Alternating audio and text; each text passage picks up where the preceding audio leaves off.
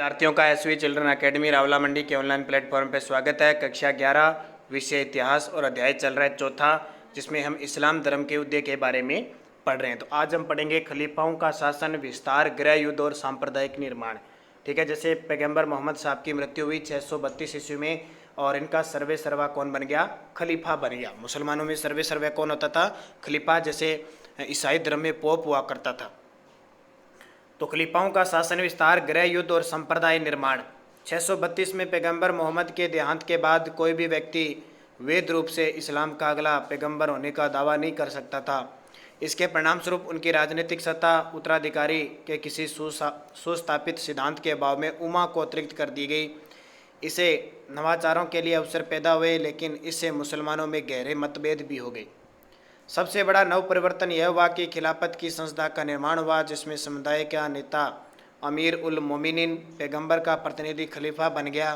पहले 4 खलीफाओं 632 से 661 ने पैगंबर के साथ अपने गहरे और नज़दीकी संबंध के आधार पर अपनी शक्तियों का औचित्य स्थापित किया। पैगंबर द्वारा दिए मार्ग निर्देशों के अंतर्गत उनका कार्य जारी रहा। खिलाफत के 2 प्रमुख उद्देश्य थे। एक तो कबीलों पर नियंत्रण कायम करना, जिनसे मिलकर उम्मा का गठन हुआ, और दूसरा राज्य के लिए संसाधन जुटाना।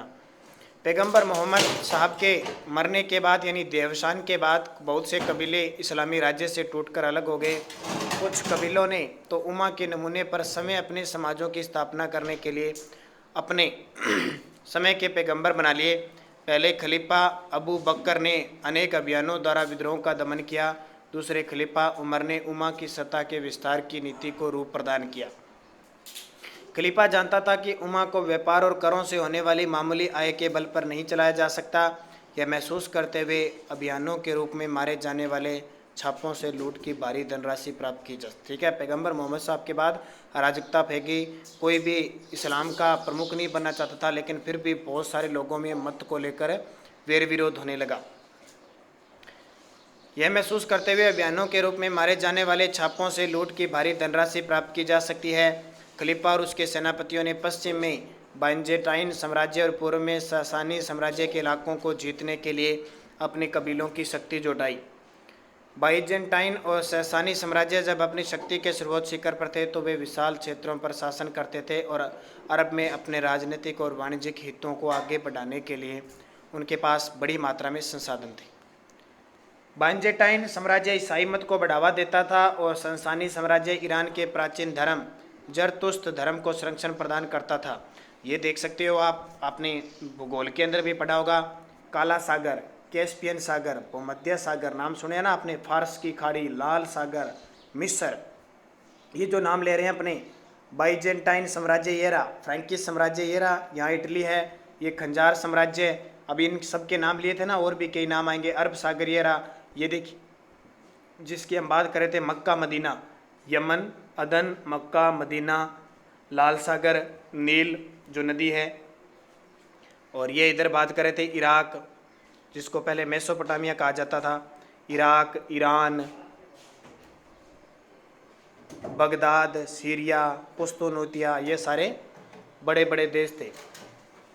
कि आक्रमण के समय इन साम्राज्यों की शक्ति में धार्मिक संघर्षों और अभिजात वर्गों के विद्रोह के कारण गिरावट आ चुकी थी। इस कारण युद्धों और संधियों के जरिए उन्हें अपने अधीन लाना आसान हो गया था। 3 सफल अभियानों में अरबों ने सीरिया, इराक, ईरान और मिस्र को मदीना के नियंत्रण में ला दिया। सामरिक नीति, धार्मिक जोश और विरोधियों की कमजोरियों ने अरबों की सफलता में योगदान दिया। तीसरे खलीफा उस्मान ने अपना नियंत्रण मध्य एशिया तक बढ़ाने के लिए और अभियान चलाया। पैगंबर मोहम्मद की मृत्यु 1 दशक के अंदर अरब इस्लामी राज्य ने नील और ऑक्सस के बीच के विशाल क्षेत्रों को अपने नियंत्रण में ले लिया। अभी मैंने नील नदी दिखाई थी ना आपको, नील का क्षेत्र अफ्रीका के अंदर, ये इलाके आज भी मुसलमानों के शासन के अंतर्गत आते हैं।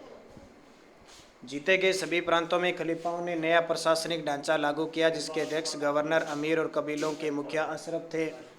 केंद्रीय राजकोष बैत अल माल अपना राजस्व मुसलमानों द्वारा अदा किए जाने वाले करों से और इसके अलावा दावों से मिलने वाली लूट में अपने हिस्से से प्राप्त करता था।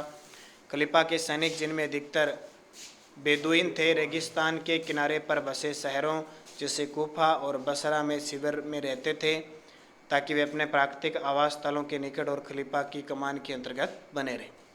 शासक वर्ग और सैनिकों को लूट में हिस्सा मिलता था और मासिक अदायगी अतः प्राप्त होते थे। गैर मुस्लिम लोगों द्वारा करों, खराज और जजिया, खराज होता था मुसलमानों पे लगता था, जजिया गैर मुसलमानों पे लगता था, हिंदुओं पे कह सकते हैं, ठीक है। को अदा करने पर उनका संपत्ति का और धार्मिक कार्यों को संपन्न करने का अधिकार बना रहता था। यहूदी और ईसाई राज्य के संरक्षित लोग घोषित किए गए और अपने सामुदायिक कार्यों को करने के लिए उन्हें काफ़ी अधिक स्वायत्तता दी गई। राजनीतिक विस्तार और एकीकरण का कार्य अरब कबीले सरलता से नहीं कर पाए। राज क्षेत्र के विस्तार से संसाधनों और पदों के विवरण के बारे में पैदा हुए झगड़े उम्मा की एकता के लिए खतरा बन गए। प्रारंभिक इस्लामी राज्य के शासन में मक्का के कुरैशी, मक्का मदीना किस देश में है? सऊदी अरब में। कुरैश लोगों का ही बोलबाला था। तीसरा खलीफा उस्मान भी एक कुरैश था, ठीक है, कुरैशी थे। और कुरैशीन में क्या है, मुसलमानों में एक अपने जैसे गोत होती है ना, गोत्र होती है, वैसे होती है। उसने अधिक नियंत्रण प्राप्त करने के लिए प्रशासन को अपने आदमियों से भर दिया। इससे राज्य का मक्काई स्वरूप और अधिक जोरदार हो गया। परिणाम स्वरूप अन्य कबीलों के साथ झगड़े पैदा हो गए। इराक और मिस्र में तो विरोध था कि अब मदीने में भी विरोध उत्पन्न होंगे। उत्पन्न हो जाने के परिणाम स्वरूप उस्मान की हत्या कर दी गई। उस्मान की मृत्यु के बाद अली को चौथा खलीफा नियुक्त किया गया।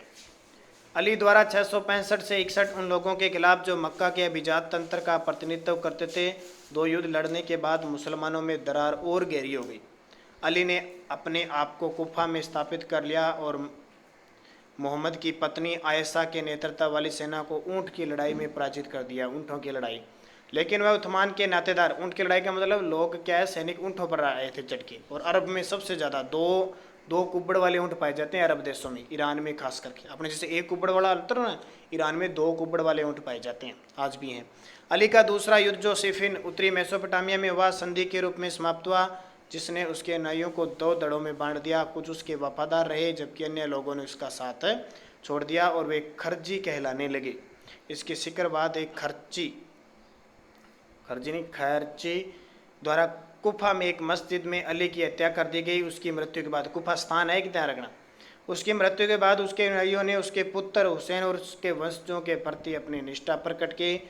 मुआविया ने 661 में अपने आप को अगला खलीफा घोषित कर दिया और उमैयद वंश की स्थापना की जो 750 तक चला। गृह युद्धों के बाद ऐसा प्रतीत होता था कि अरबों का आधिपत्य विखंडित हो जाएगा। इस बात के भी संकेत थे कि कबायली विजेता अपने अधीनस्थ लोगों की परिष्कृत संस्कृति को अपना रहे हैं। कुरैश कबीले के एक समृद्ध वंश उमैयद के अधीन शुद्धिकरण का दौर शुरू हो गया। दूसरा आया उमैयद और राजतंत्र का केंद्रीकरण। बड़े बड़े क्षेत्रों पर विजय प्राप्त होने से मदीना में स्थापित खिलाफत नष्ट हो गया। उसका स्थान बढ़ते हुए सत्तावादी राजतंत्र ने ले लिया।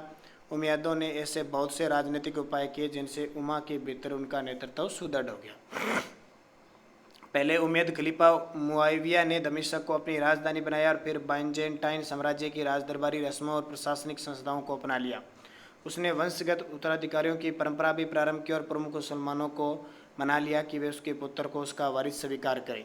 इसके बाद आने वाले खलीफाओं ने भी यह नवीन परिवर्तन अपना लिए, जिसके परिणाम स्वरूप उमैयद 90 वर्ष तक और अब्बासी 2 शताब्दियों तक सत्ता में बने रहे। यानी उमैयद वंश के तो 90 साल तक और अब्बासी वंश के 2 शताब्दियों तक। उमैयद राज्य एक साम्राज्य शक्ति बन चुका था। वह सीधे इस्लाम पर आधारित नहीं था, बल्कि वह शासन कला और सीरियाई सैनिकों की वफादारी के बल पर चल रहा था। प्रशासन कई में ईसाई सलाहकार और इसके अलावा जरतुस्त लिपिक और अधिकारी भी शामिल थे, लेकिन इस्लाम उमैयद शासन को वैधता प्रदान करता रहा। उमैयद हमेशा, ये आप देख सकते हो पथरीले टीले के ऊपर अब्द उल मलिक द्वारा निर्मित चट्टान का गुंबद, एकता के लिए अनुरोध करते हैं और विद्रोह को इस्लाम के नाम पर दबाते हैं। उन्होंने अपनी अरबी सामाजिक पहचान बनाए रखी। अरबी का मतलब अरब देश थे। अब्द अल मलिक और उसके उत्तराधिकारियों के शासनकाल में अरब और इस्लाम दोनों पहचानों पर मजबूती से बल दिया जाता रहा। अब्द उल मलिक ने जो नीतियाँ अपनाई उनमें अरबी को प्रशासन की भाषा के रूप में अपनाना और इस्लामी सिक्कों को जारी करना शामिल था। खिलाफत में जो सोने के दिनार और चांदी के दिरहम चल रहे थे वे रोमन और ईरानी सिक्कों की आकृति थे, जिन पर सलीब और अग्नि वेदी के चिन्ह बने हुए थे।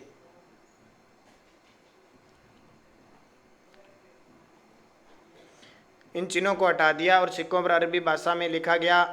अब्द अल मलिक ने जेरूसलम में डोम ऑफ रॉक बनाकर अरब इस्लामी पहचान के विकास में एक अत्यंत प्रदर्शनी योगदान। ये सिक्के देख सकते हो आप, बाइजेंटाइन का सोने का बना, इधर अब्द अल मलिक द्वारा और इधर दिनार पर लिखावट मिलती है।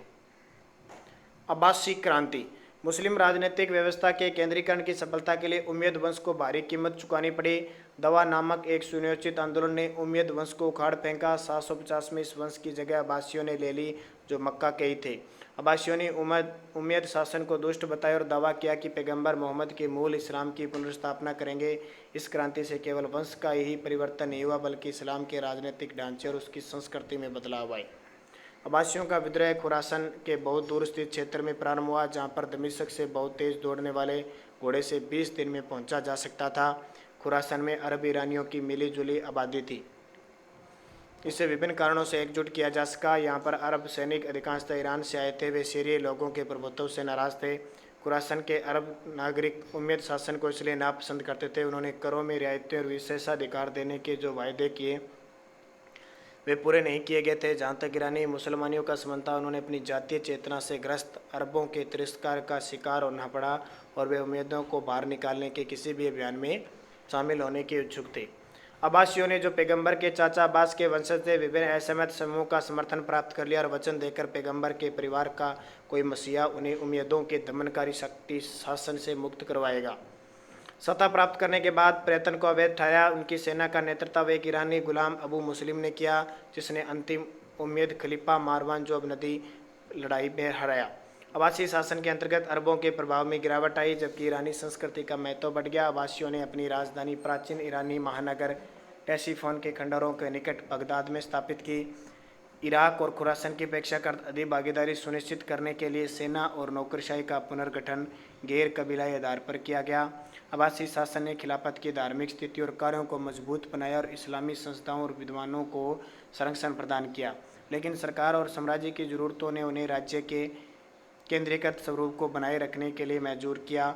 उन्होंने उम्मीदों के शानदार शाही वास्तुकला और राजदरबार के व्यापक समारोह की परंपरा को बराबर कायम रखा। जिस शासन को पहले इस बात का गर्व था कि उसने राजतंत्र को समाप्त कर दिया, उसे ही राजतंत्र को फिर से स्थापित करने के लिए मजबूर होना पड़ा। कल वीडियो में पढ़ेंगे खिलाफत का विघटन कैसे हुआ और सल्तनतों का उदय कैसे हुआ।